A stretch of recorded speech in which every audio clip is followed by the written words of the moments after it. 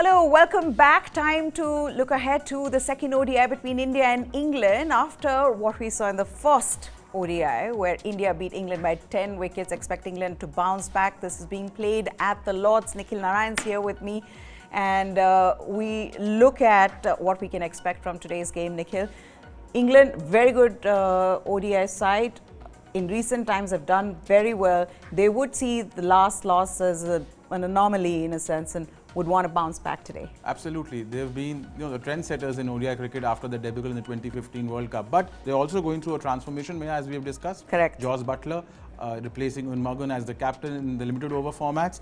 And India, is, peaking at the right time, ahead of the World T20, ahead of the ODI World Cup next year. They're just finding the right balance, right form, right approach, right template in both the formats under Rohit Sharma. So India will go again all out in the power play. Correct. They have a very good team, but England, I think, will bounce back because they were not happy losing the T20I series. They don't want to lose the ODI series. Yeah, now the question everybody's asking, which we were also talking about just before this show ended, is whether Virat Kohli will play today. Now, for all of you, if you go to Twitter and check this out, there are visuals of Virat Kohli practicing in the nets ahead of the second ODI. So he seems to be fit. But the extent of the injury right now is still not known, so we still don't know whether he's going to play or not. But in the last game, you didn't need Virat Kohli's replacement in Shreyas Iyer to even come out and bat. That's how easy it was for Rohit Sharma and Shikhar Dhawan to win the first game, Nikhil. Lords, now, historical place, the slope, that'll have an impact. Given that, Jasprit Bumrah and Shami's form, how do you see this playing out today? I mean, there's Jasprit Bumrah, there's Shami, there's Prasidh Krishna. He's Yes. a very, very good listed bowler. Fantastic start for India. I think also, if you look at, we'll see the numbers for Lords a bit later, but this venue is the best for bowling since 2016 in England in terms of bowling strike rate, average, everything, economy rate, and it's the toughest for batsmen. So, it's not going to be easy for England. It's not going to be easy for England, but today's match, I think, is not going to be a very high-scoring affair. But look at Bumrah's resurgence in ODI cricket, Nikhil. You gave us these numbers, and it's interesting given how he struggled in the last 2 years and how this was brilliant to see in ODIs. Now, a lot of people believe that India have actually, the bowlers, given that they've been so good in T20Is as well as in Test cricket, that in ODIs as well, India's paces have done well. But know this, that in the first 10 overs since the World Cup, Nikhil, and those numbers show that as well, Indian bowlers are not being able to take as many wickets as they would like. And that's another reason why they've gone in with someone like a Prasidh Krishna instead of, say, a Shardul Thakur, who gives them an all-round option. Therefore, what happened at the Oval could be the beginning of this new phase in Indian ODI cricket. As we discussed in our last show, day before yesterday, Maya, that India had a problem in the power play, wicket-taking problem. And it was also primarily because Bumrah was not taking wickets with the new ball. Only one wicket in the power play in the 12 matches from 2020 till the Oval. And then what he did at the Oval, we've already spoken about it at length. Therefore, I think that Bumrah now picking wickets in the power play, Prasidh Krishna, Shami, Bhuvneshwar Kumar, Chahal back in form, Correct. the middle over control is back. So, therefore, now I think under Rohit Sharma, the transformation again, India in ODI cricket, the team they were between 2017, 2019 and the Virat Kohli, I think that team will return with this new aggressive approach also, that also. That's right. Okay, but it was wonderful to watch Bumrah bowl like the way he did, and he was ably supported by Mohammad Shami, fastest Indian 250 wickets. He was also the fastest to 100 wickets, leaving behind the likes of Ajit Agarkar and Zaheer Khan, who are, really who've been great players for India. But you also see how well he's done in the ODIs. It's not just Test cricket, in ODIs, he's been a standout bowler for India. Absolutely, and it's very surprising because Shami doesn't come, across to have a great ODI record. But, the fastest Indian to 150, third fastest all time. And that bowling strike rate, which we discussed the last time, of 27.1. It's only second to Mitchell Starc, Meha in ODI cricket history, which shows that his wicket-taking propensity is amongst the greatest of all time in ODI cricket. Also, I was looking at some numbers.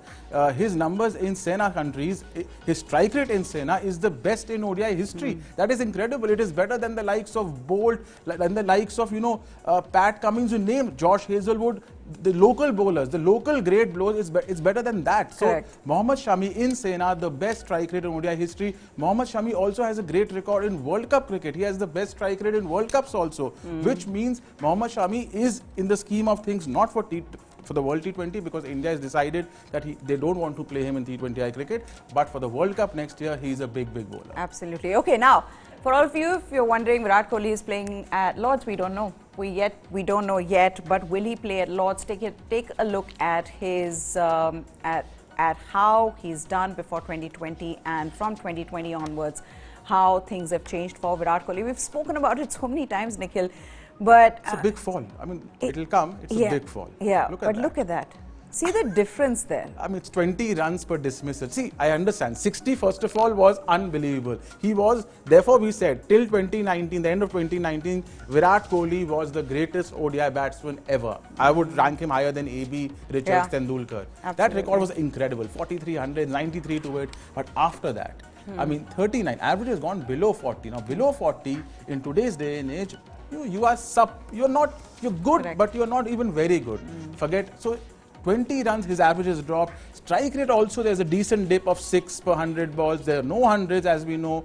The frequency of 50s has gone down. So, I mean, the questions which now need to be asked are, should Virat Kohli play or not? That is the question which needs to be asked. That's a question that nobody wants to ask right now. Everybody is scared to ask. This is the other thing. Who makes that call of dropping Virat Kohli, of resting Virat Kohli without him wanting to be rested? Because this is going to be, like I said, in their careers, they would be remembered as, oh, he was the captain or the coach who dropped Virat Kohli. And, it's not an easy call to make, given how great a player he is. And you also realize that with how he's been spoken of openly by the captain, coach, and the president of the BCCI. No one's coming out and saying... They're supporting him. Yeah, everybody's supporting him. That, I think, also means because Virat Kohli has this huge fan base and, he's got huge following. I think that's another thing that people consider. But right now, he's going through bad form. No one can deny it. Even his fiercest of fans will say that, look, he is going through a bad patch, but he will come back good. The other thing, then the question is, we didn't get to see Shreyas Iyer come out and bat in the last ODI. He was Virat Kohli's replacement. But is Shreyas Iyer, should he be there, or should Deepak Hooda be there at number 3 in place of Shreyas Iyer in ODIs as well, given how well Deepak Hooda has been playing? I mean, see, if you see Shreyas Iyer overall record in ODI is pretty good, averaging in the 40s, high strike rate. But last 6 to 7 innings, he hasn't done well. 5 failures in the last 8 innings. So his form is dipping, not only in ODIs, but in T20I cricket also, where Surya Kumar Yadav has, pressed on the accelerator. So Shreyas Iyer only 199 runs, average just 24, strike rate also not so good in the last 8 innings. So, given that India has such a strong bench, there is Deepak Hooda, there are others waiting in the wings. Does Shreyas Iyer merit a place in this 11? I am not sure. Deepak Hooda can also give you off spin. Correct. So, that'll always be something that they would want to see. Absolutely. The other thing being, bowlers all over the world have figured out Shreyas Iyer's weakness. And given how he got out even in the T20Is, just falling to a plan, that's exactly how they wanted him to get out, and that's how he got out. And you realize that maybe that's a huge problem and a minus for Shreyas Iyer. But then, what can we expect at Lord's? Now, in recent times, the trend has been chasing. Yes. India won the toss in the first ODI, and they chased. Today, what are you expecting, given Lord's has a better record batting first? I'm expecting the teams to chase, but that is going to be interesting because Lord's last 10 matches, Correct. the team batting first has won 7 out of them. Correct. So clearly there's an advantage batting first. As I said before, it is not a very high scoring round. The average score batting first is only around 270.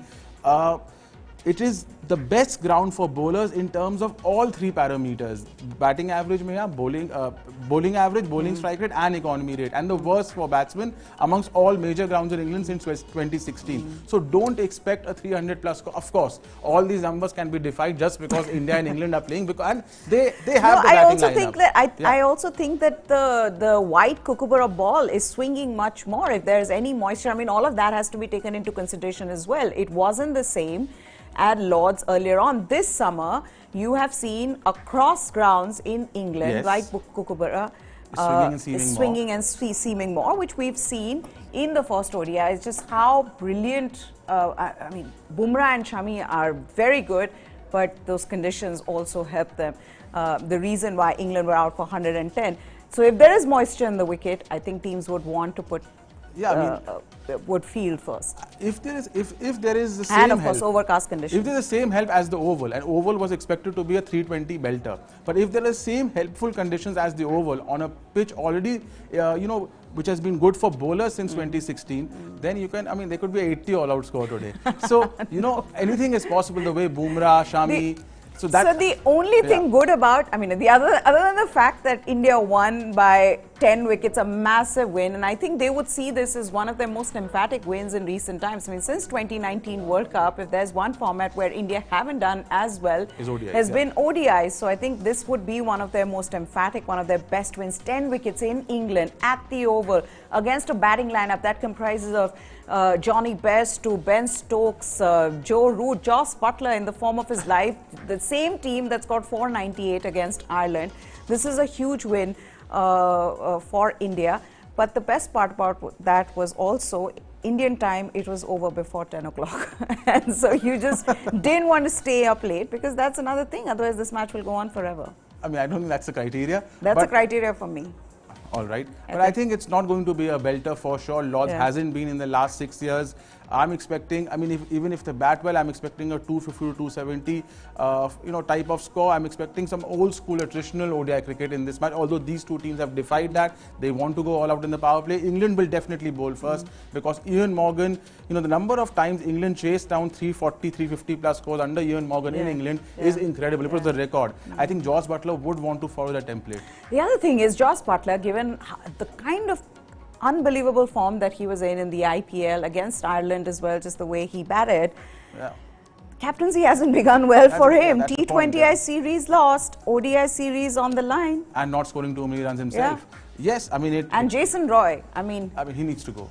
I mean, he's got 2 ducks in the last 4 matches. No, England has a very strong bench strength. I think Jason Roy has his days numbered, but I mean, we'll need to analyze this at the end of the series, but if Jos Buttler continues not to score runs and England also keeps losing, then maybe England haven't chosen the best, because Jos Buttler is very important for them in the World Cup, World T20 and the World Cup next year. Correct. So, they need to then see, is Ben Stokes the best option across formats? The other thing being, I was talking about this, Nikhil, just before we wrap this up, Rohit Sharma and Shikhar Dhawan chased that target down easily in 18 odd overs. Rohit Sharma looked very fluent, but Shikhar Dhawan was struggling a bit. And I asked you this question, no competitive cricket for almost 2 months or something, since May, I think. Does that make a difference? And I feel like it does in Shikhar Dhawan's case, because he's not playing any other format except the ODIs. Also, you would have discussed this with Rohit. Rohit would have said, I'm following the template, I want to go all out. You take your time, we need 110, Correct. Strike rate doesn't matter. But because usually it's the other way around. In their partnerships, we've seen Shikhar Dhawan being the aggressor, Rohit taking time, and then, as he's built his innings, he increases his tempo. But I think today we'll see the old Shikhar Dhawan. He'll go after the bowling today. Correct.